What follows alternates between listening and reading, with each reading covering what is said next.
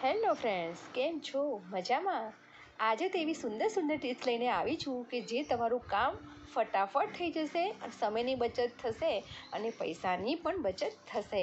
તો ચલો લે સ્ટાર્ટ. તો સૌપ્રથમ આવા પેકેટમાં આપણે સ્પંજવાળા આવી સ્ક્રબ લાવીએ છીએ જે વાસણ ધોવામાં કામ લાગતા હોય છે.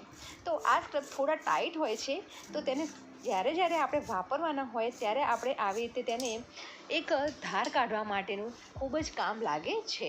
તો આવી રીતે આપણે ચક્કાની અને કાતરની છે અથવા તો આવી રીતે લેઝરની પણ તમે આવી રીતે ઘસવાથી તમે સારી એવી ધાર નીકળી જાય છે. કારણ કે આવી રીતે ઘસવાથી સરસ એવું નવા જેવું ચક્કુ અથવા તો નવા જેવું આપણે કાતર થઈ જાય છે. તો તમે જરૂરથી તેનો ટ્રાય કરો. આગળની ટિપ્સ છે કે જ્યારે આપણે રોટલી કરી દઈએ છીએ તો ગેસ તો ઓફ થઈ જતો હોય છે, પરંતુ તવી હોય છે તે ગરમ હોય છે.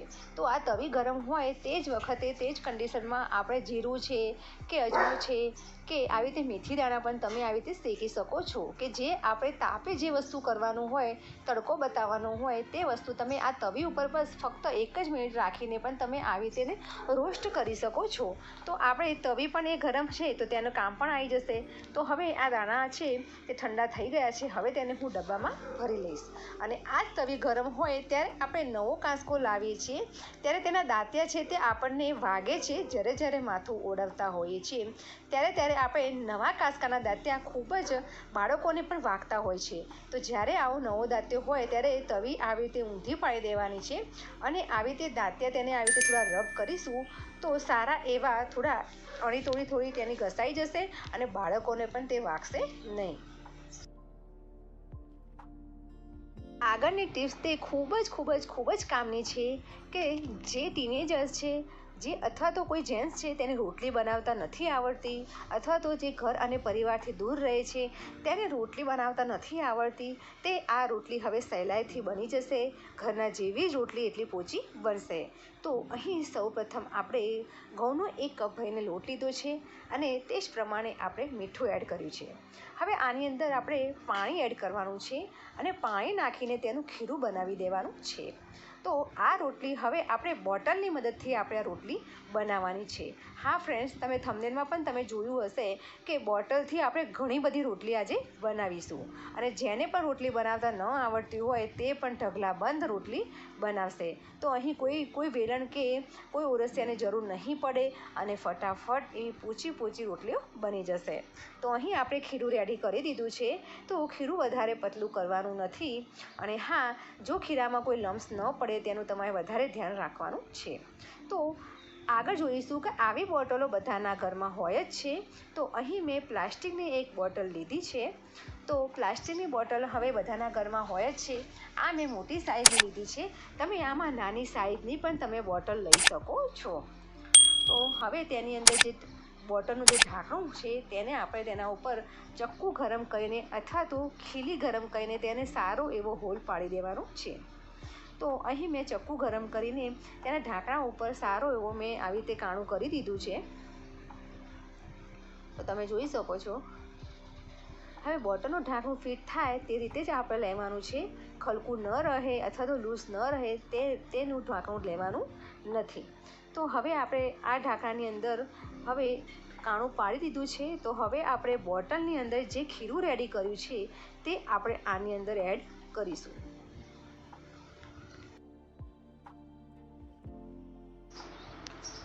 તો હવે આપણે આની અંદર ખીરું ટ્રાન્સફર કરી દીધું છે. અહીં બાજુમાં મેં તવી ગરમ કરવા મૂકી દીધી છે. થોડું મેં તેલ સ્પ્રેડ કરી દીધું છે. તો તમે ફર્સ્ટ ટાઈમ બનાવતા હોય તોય પણ તમે આ રીતે રોટલી બનાવી શકો છો. હવે આ ખીરું છે તે આવી રીતે આપણે તવી ઉપર આવી રીતે રોટલીના માપ પ્રમાણે તમારે આવી રીતે સ્પ્રેડ કરી દેવાનું છે. શરૂઆતમાં તમે બિગનર્સ હોય તો તમે નાની રોટલી બનાવી શકો છો. પછી તમને પ્રેક્ટિસ પડી જશે તો તમે તેનાથી મોટી સાઈઝની પણ રોટલી બનાવી શકશો. તો આ લોટ બાંધવાનો કોઈ ઝંઝટ નહીં કે હાથ બગડવાની પણ ઝંઝટ નહીં. લોટ બાંધતી વખતે હાથ બગડી જતા હોય છે અથવા ચીકણા થઈ જતા હોય છે તો બિગનર્સને ગમતું નથી હોતું. તો આવી રીતે આપણે રોટલી બનાવી દઈશું. તો એક બાજુ શેકાઈ જાય એટલે પછી બીજી બાજુ આપણે ધીમે પલટાવી રોટલી તમે ઢગલાબંધ બનાવી શકો છો. રોટલીની રેસીપી તમને કેવી લાગી તે મને કમેન્ટ કરીને જરૂરથી કહેજો. અને હા, તમે આ ચેનલ પર જો પહેલી જ વખત આવ્યા હોય તો મારી ચેનલ લાઈક કરો, શેર કરો, સબસ્ક્રાઈબ જરૂર કરજો. હું કિચન ટિપ્સ સાથે હું મારી રેસીપી તમારી સાથે ઘણી બધી શેર કરું છું, તો તમે જરૂરથી મારા ચેનલને લાઈક જરૂરથી કરજો. આગળની ટિપ્સ છે, આ ટિપ્સ આપણા હેલ્થ માટે તો ખૂબ જ ગુણકારી છે કે જે માણસને સાંધાનો દુખાવો થતો હોય, વાળ ઉતરતા હોય અથવા તો શ્વાસ જલ્દીથી ચડી જતો હોય, તો આ દુખાવા માટે તો આ રામબાણ ઉપાય છે. કદાચ આપણે લેડીઝોને પણ આવું બધું ઘણી વખત થતું હોય છે કે ફટાફટ કામ કરીને આપણને શ્વાસ ચડી જતો હોય છે, હાંફી જતા હોય છે અથવા તો ચાલીને પણ હાંફી જતા હોય છે, તો અથવા તો ધબકારા પણ ડબલ થઈ જતા હોય છે. આવું બધું વધારે થતું હોય છે અને સૂજનનો પણ વધારે તકલીફ રહેતી હોય છે કે પગ સૂજી જતા હોય છે, હાથનો એક બાજુનો હાથ સૂજી જતો હોય છે. તો સૂજનની તકલીફને પણ આ જે હું બતાવું છું દવા એ રામબાણ છે. તો અહીં આપણે એક ડુંગળી આવી રીતે મેં છોડીને ચોપ કરી દીધી છે. હવે આ ડુંગળી આપણે એક બોટલમાં ભરવાની છે. તો અહીં મેં એક પ્લાસ્ટિકની બોટલ લીધી છે, તેની અંદર હું જે સમારેલી ડુંગળી છે તે મેં અંદર નાખી દીધી છે. હવે આ બોટલની અંદર આપણે પૂરેપૂરું પાણી ભરી દેવાનું છે અને આ પાણી આપણે આખો દિવસ પીવાનું છે. તો આ પાણી આપણે ઘરમાં રાખીશું અને રૂમ ટેમ્પરેચર પર રાખીશું, અથવા તો આ પાણી તમે ઠંડુ કરીને પણ પી શકો છો. તો આ પાણી આવી રીતે મેં બસ આવી રીતે બોટલ મેં અડધી ભરી દીધી છે અને આવી રીતે તમે આખી બોટલ પણ તમે ભરી શકો છો. આવી રીતે પીવાથી તમારે બધી જ તકલીફો દૂર થઈ જશે અને આ ઉપાય મેં જરૂર મેં ટેસ્ટ કર્યો છે એટલે જ હું તમને કહું છું. હવે આગળની ટિપ્સ છે કે જ્યારે આપણે કોઈ કપડું હોય છે તો એક નાના કાણાના કારણે આપણે આ કપડું હટાવી દેતા હોય છે અથવા તો પહેરતા પણ નથી હોતા.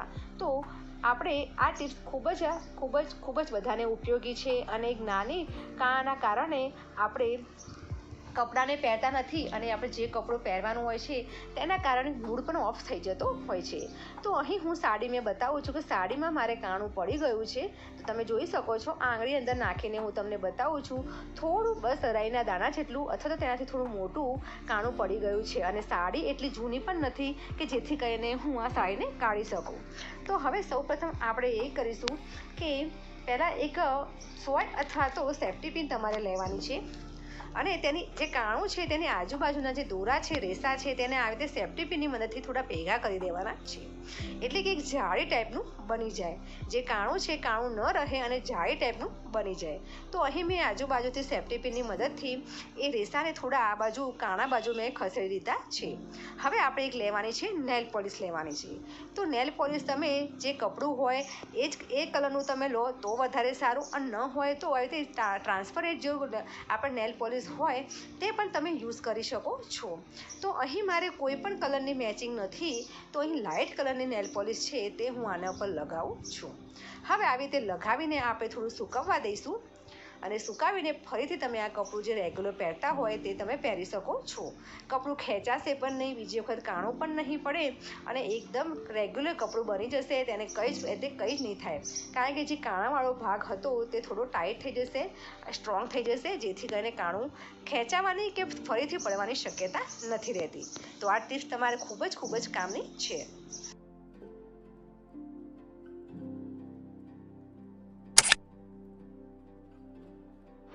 તો ફ્રેન્ડ્સ, આજની ટિપ્સ તમને કેવી લાગી તે મને કમેન્ટ કરીને જરૂરથી કહેજો અને મારી ચેનલને જરૂર લાઈક જરૂરથી કહેજો. વિડીયો તમને પસંદ આવે તો જરૂર સબસ્ક્રાઈબ કરજો. નવી ટિપ્સ સાથે મળીશું. Bye bye. જય ભારત.